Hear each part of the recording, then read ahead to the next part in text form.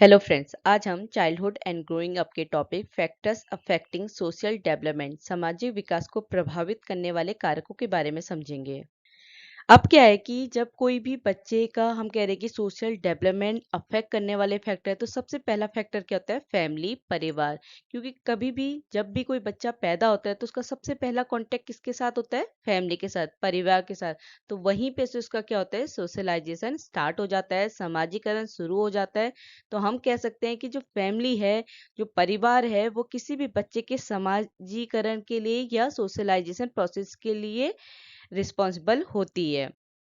अब क्या है कि जो गुड फैमिलीज होती हैं, अच्छे परिवार होते हैं, वो क्या करते हैं? वेल एडजस्टेड फैमिलीज प्रोड्यूस करते हैं, एक समायोजित परिवार का निर्माण करते हैं।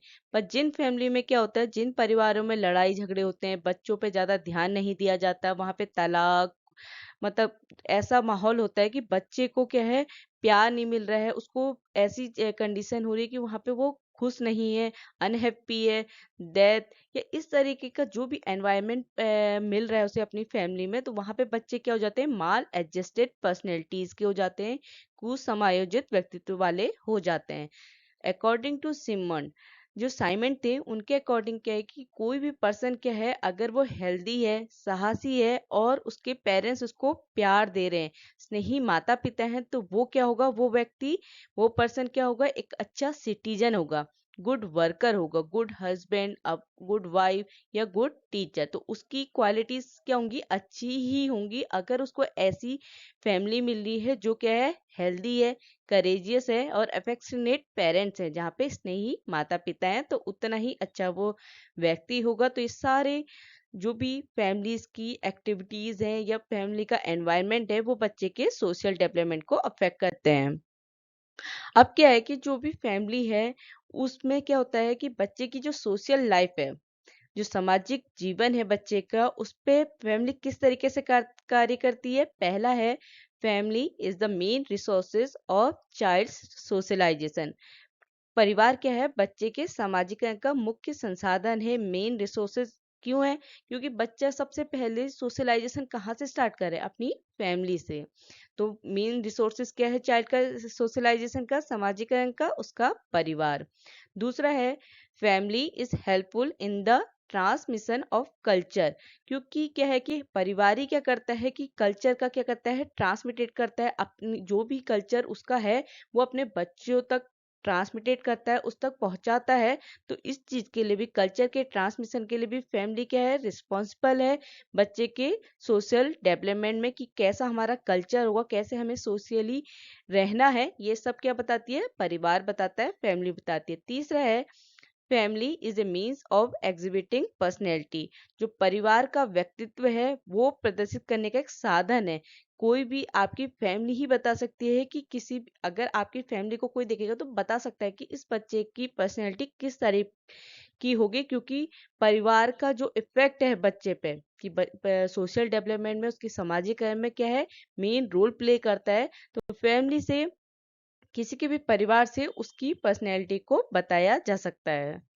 अब जो फैमिली है, वो बच्चे को कैसे, उसके सोशलाइजेशन को, उसके समाजीकरण को अफेक्ट कर रही है? जैसे कि साइज ऑफ द फैमिली, परिवार का आकार कैसा है, वो बच्चे के सोशल डेवलपमेंट को अफेक्ट करती है या उस पर प्रभाव डालती है। दूसरा है, internal relationship in the family.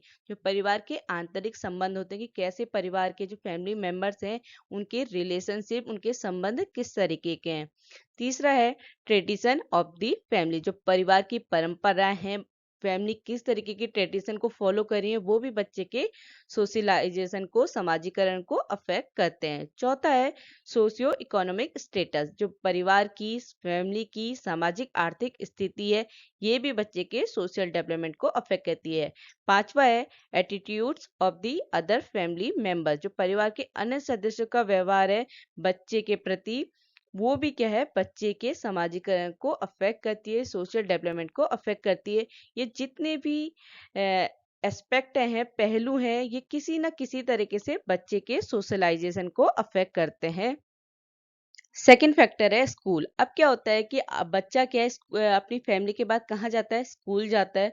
तो स्कूल बच्चे के सोशल डेवलपमेंट को अफेक्ट करता है, क्योंकि वो ज्यादातर टाइम अपना कहाँ स्पेंड करता है? स्कूल में करता है। जैसे पेरेंट्स का बच्चे पे उसके सोशल डेवलपमेंट को अफेक्ट करने के लिए रिस्पॉन्सिबल होते हैं उसके पेरेंट्स, उसके फैमिली मेंबर्स, वैसे ही टीचर्स क्या होते हैं बच्चे के सोशल डेवलपमेंट को के लिए रिस्पॉन्सिबल होते हैं।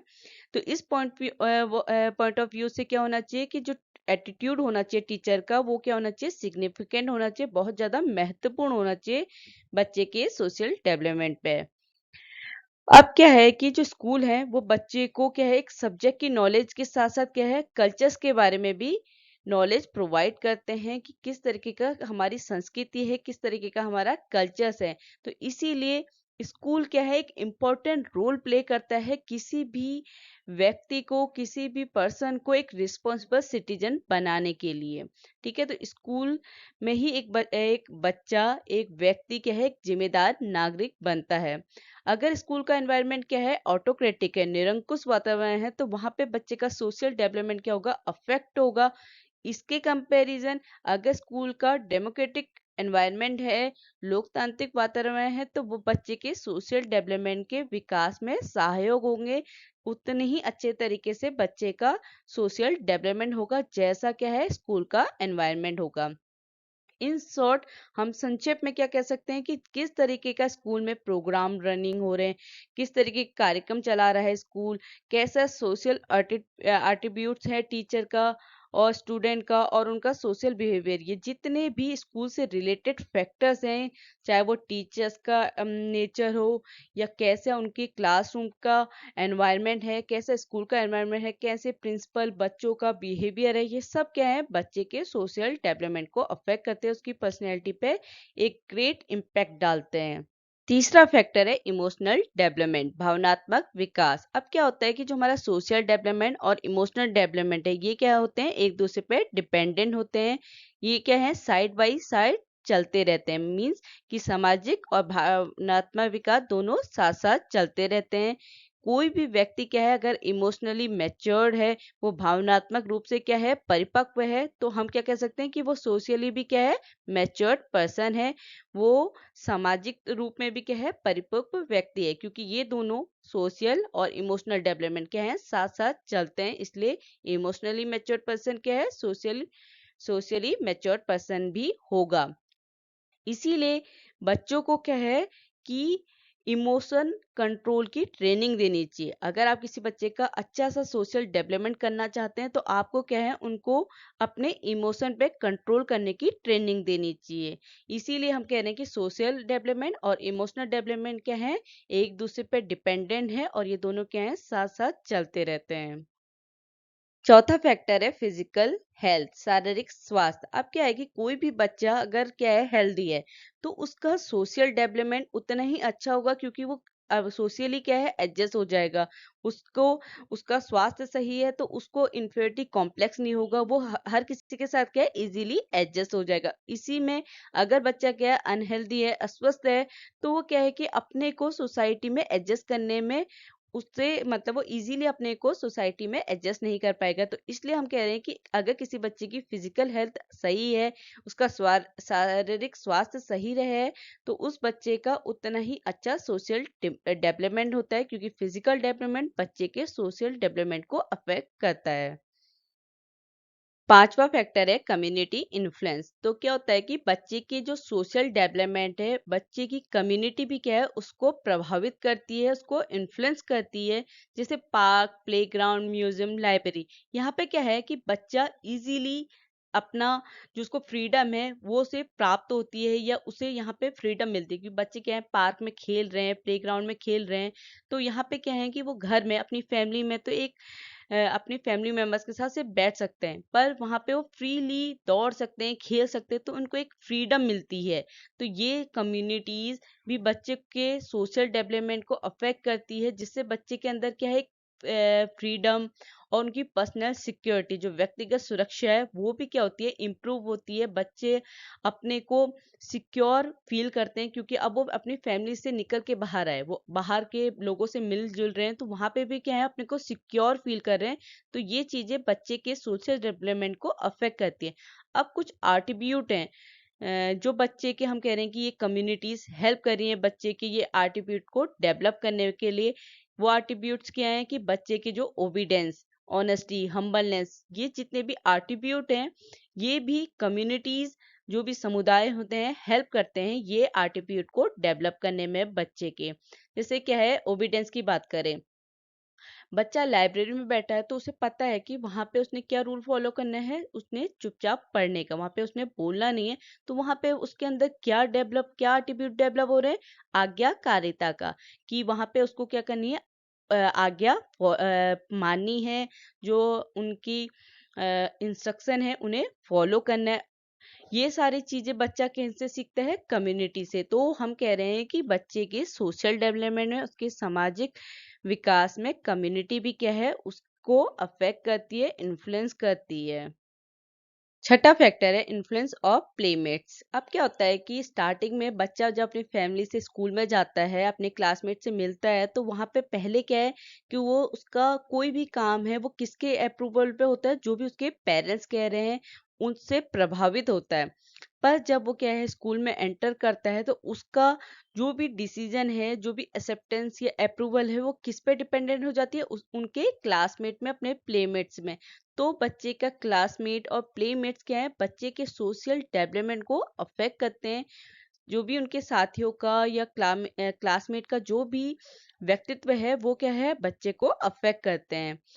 स्टार्टिंग में क्या है कि बच्चा क्या करता है, उसी तरीके के काम करना चाहता है जो क्या हो, उसके फ्रेंड्स या प्लेमेट्स क्या करें, एप्रिसिएट कर रहे हैं, कि उसको सराह रहे हैं कि उसकी उस टाइप की पर्सनैलिटी हो, कि जैसा वो बच्चा एक्टिविटीज कर रहा है, तो उसके फ्रेंड्स उसे कहेंगे कि हाँ, आप ये काम सही कह रहे हैं। तो बच्चा क्या होगा, उस तरीके की पर्सनैलिटी अपने अंदर डेवलप करने लगेगा, जैसे कि उसके प्लेमेट्स उसको अप्रिसिएट कर रहे हैं जिन कामों के लिए।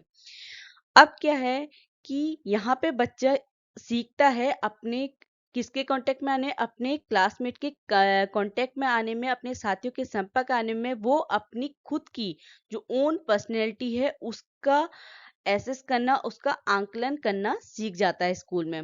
यहीं पे क्या होती है कि तभी हम कहते हैं कि किसी भी व्यक्ति की जो पर्सनैलिटी की फाउंडेशन है, वो क्या है, उसका स्कूल।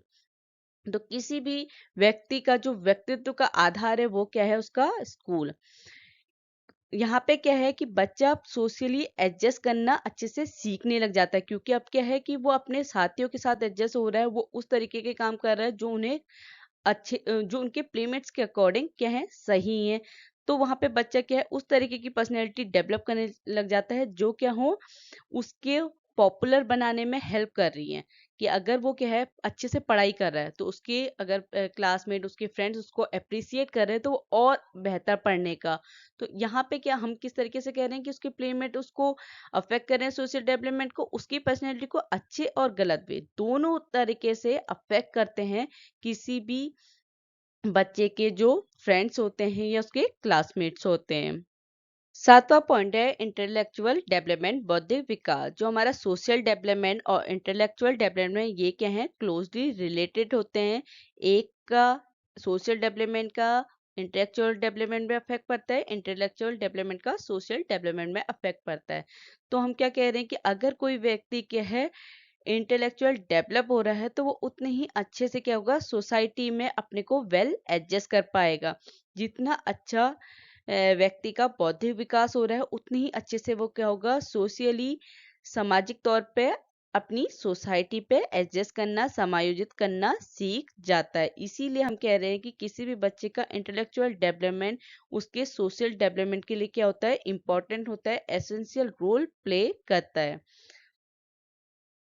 एट्थ फैक्टर है इन्फ्लुएंस ऑफ रिलीजियस इंस्टीट्यूशन।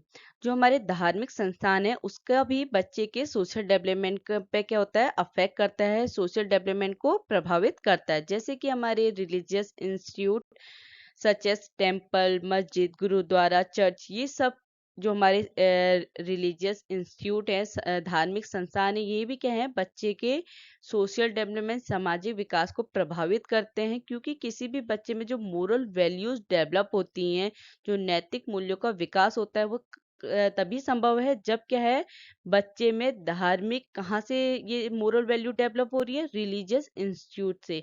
जो हमारे धार्मिक संस्थान है, उन्हीं के माध्यम से, उन्हीं के थ्रू क्या है कि किसी भी बच्चे में मोरल वैल्यूज डेवलप हो सकती हैं।